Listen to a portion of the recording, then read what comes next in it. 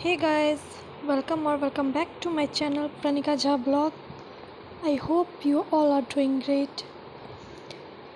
BPSC teacher वाला exam अब बहुत ही नज़दीक है, बहुत कुछ दिन बचे हुए हैं एग्ज़ाम के लिए, तो फिर प्रिपरेशन भी उसी हिसाब से करना होगा।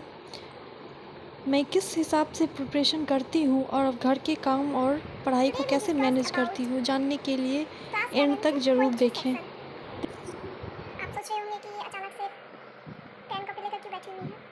तो मैं आपको बता दूं कि मेरा बीपीएससी टीचर वाला एग्ज़ाम होने वाला है, उसके लिए मैं प्रिपरेशन कर रही हूँ। तो मैंने सोचा कि मैं आपके साथ भी कुछ शेयर करूँ ताकि आप लोगों को भी पढ़ाई में कुछ हेल्प मिले। So without much ado let's get started. आज हम लोग डिस्कस करने वाले हैं क्लास 11th एससीईआरटी बुक का रविंद्रनाथ टैगोर के द्वारा लिखा गया where the mind is without fear. ये एक बहुत ही अच्छी कविता है। ये रविंद्रनाथ टैगोर के द्वारा लिखा गया है। रविंद्रनाथ टैगोर को नोबेल प्राइज़ में मिला था लिटरेचर में। कब मिला था? 1913 में। वो एक great dramatist, novelist, short story writer भी थे और उन्होंने बहुत सारी फेमस किताबें लिखी हैं। This extract is taken from the Gitanjali, one of the most famous work of the Rabindranath Tagore. चलिए हम लोग शुरू करते हैं, देखते हैं इसके where the mind is without fear का एक्सप्लेनेशन, जो मुझे समझ में आया है, मैं आपके साथ शेयर कर रही हूँ। Where the mind is without fear and the head is held high.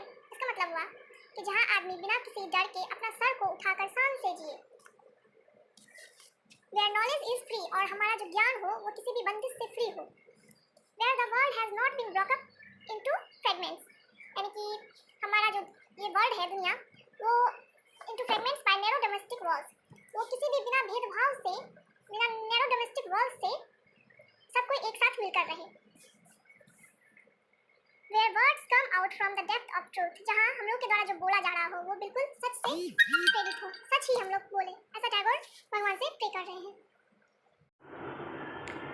Where tireless striving stretches its arms. Tireless stretches मतलब क्या होता है? एक्सटेंड करना। Tireless stretches it's arms towards perfection. हम लोग जो है कोई भी काम, हम लोग हार्ड वर्क करते हैं, तो इसमें टैगोर कह रहे हैं कि हम लोग हार्ड वर्क से हमारा जो काम हम लोग करते हैं उसमें हमें परफेक्शन मिले।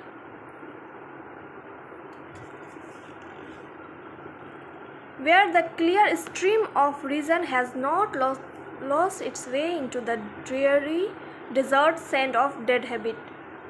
इस लाइन का मतलब हुआ कि जो भी हम सच्चाई की राह पे चले, हम लोग सिर्फ सच्चाई की राह पे चले, हम लोग dreary desert sand of dead habit मतलब गलत आदतों के आदी ना बने।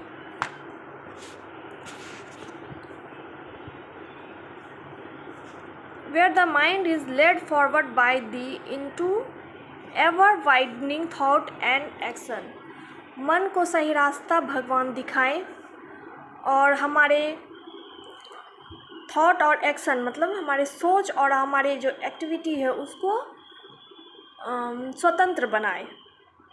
Into that heaven of freedom, my father, let me country awake.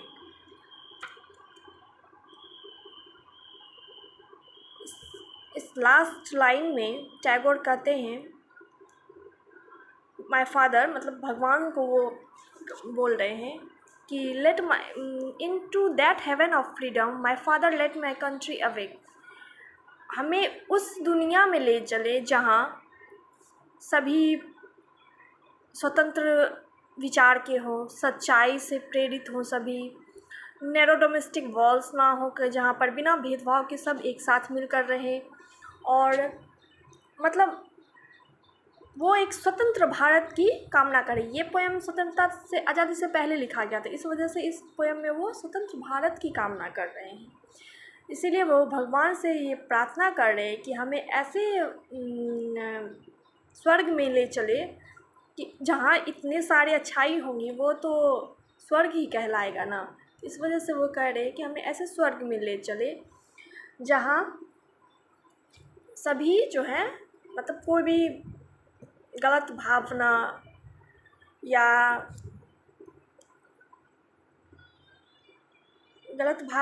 फिर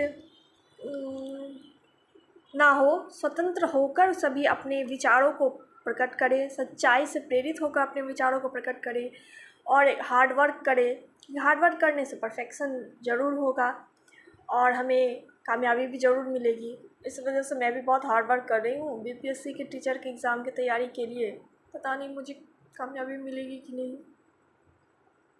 आप लोग सब प्रे कीजिए। आज के लिए बस इतना ही, फिर मिलेंगे हम लोग नेक्स्ट लेसन के साथ। आप लोग मेरे साथ पढ़ना चाहोगे? Okay bye. मैं आप सबको बता दूं कि मैंने एस्टेट +2 का एग्ज़ाम क्लियर किया था। सरकार ने तो कहा था कि बस एग्ज़ाम क्लियर करने के बाद सभी को ज्वाइनिंग मिल जाएगी, लेकिन फिर बीपीएससी एग्ज़ाम का नोटिफिकेशन सब आया, न्यूज़ आया।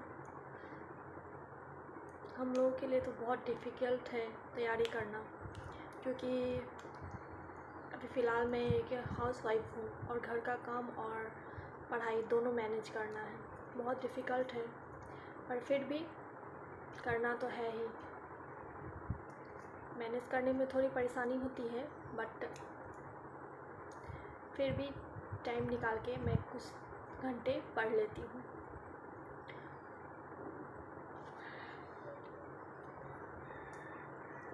अभी मैं 11th क्लास की SCRT बुक पढ़ रही हूँ।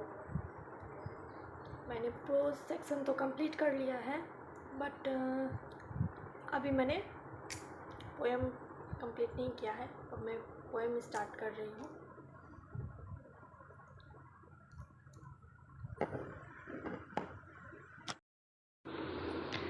पढ़ाई करते करते मुझे बीच में याद आया कि मुझे किचन में भी कुछ काम था। मुझे दूध उबलने के लिए डालना था, इस वजह से मैं किचन उठ के चले आई। मैं मॉर्निंग शिफ्ट का सारा काम करके शिवांश को स्कूल भेज के तब पढ़ने के लिए बैठती हूँ। फिर भी बीच बीच में कुछ ना कुछ काम आ जाता है, तो वो तो करना ही होगा।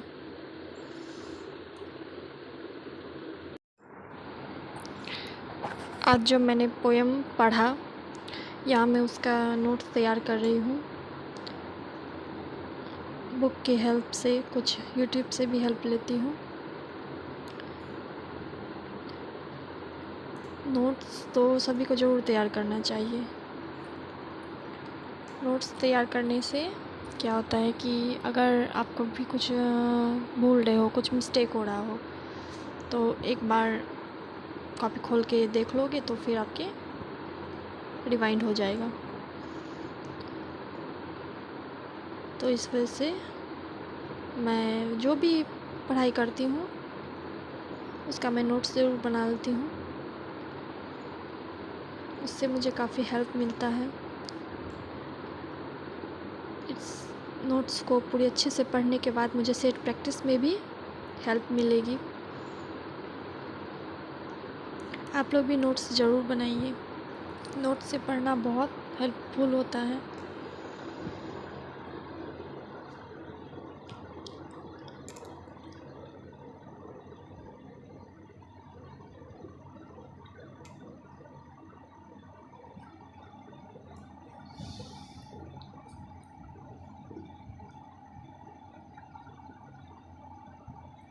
इसी तरह के वीडियो देखने के लिए प्लीज़ मेरे साथ बने रहें।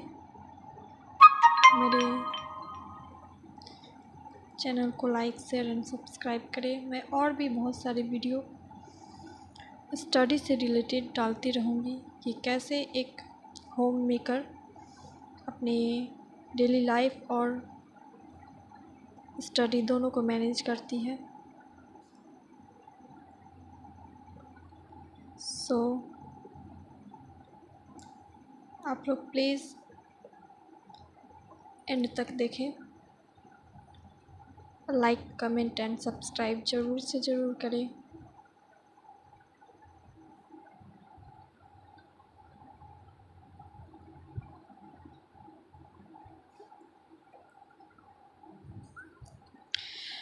अब एग्ज़ाम में बहुत कम दिन बाकी हैं, लगभग अप्रॉक्स 50 डेज़। तो मैंने एक 50 डेज़ का चैलेंज लिया है, इसका रूटीन भी बनाया है, मैं उसी के अनुसार पढ़ाई करती हूँ। रूटीन और टाइम टेबल सही होने से आप जो अपने गोल को अचीव करने में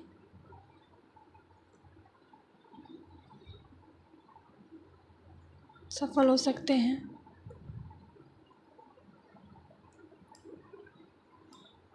मैं सुबह, शाम के टाइम और रात में 3 टाइम पढ़ लेती हूँ। वैसे बीच बीच में जब मौका मिलता है तभी तो मैं पढ़ ही लेती हूँ।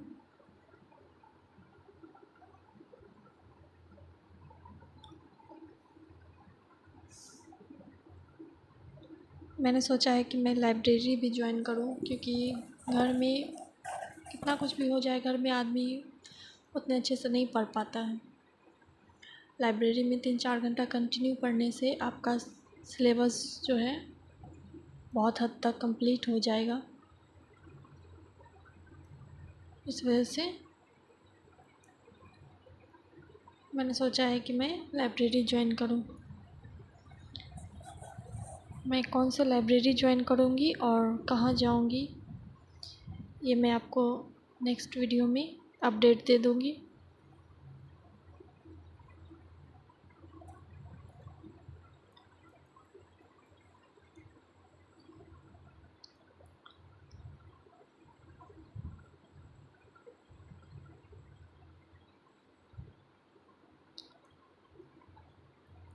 हार्ड लेबर से तो सब कुछ पॉसिबल होता है, इस वजह से मेहनत तो कर रही हूँ। फल तो देना भगवान के हाथ में है, लेकिन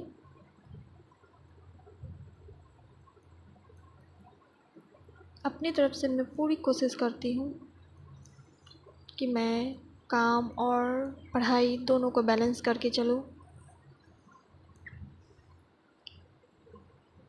आई एम श्योर कि जितनी भी होम मेकर है वो सभी मेरी इस बात से रिलेट करती होंगी।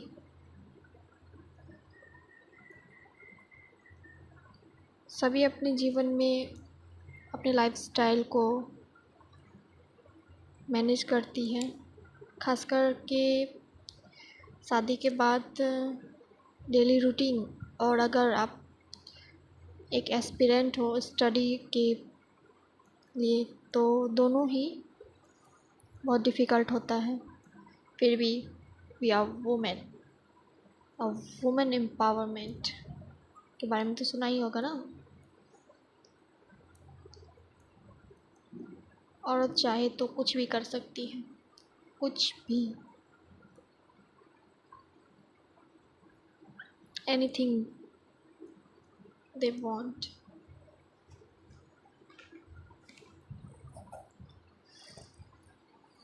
सो गुड बाय, अब मिलेंगे अगले ब्लॉग में। मैं अपने होम मेकर होने की ड्यूटी और अपने स्टडी को कैसे मैनेज करती हूँ, ये जानने के लिए प्लीज़ मेरे साथ बने रहें। तो मिलते हैं अगले ब्लॉग में, तब तक के लिए गुड बाय।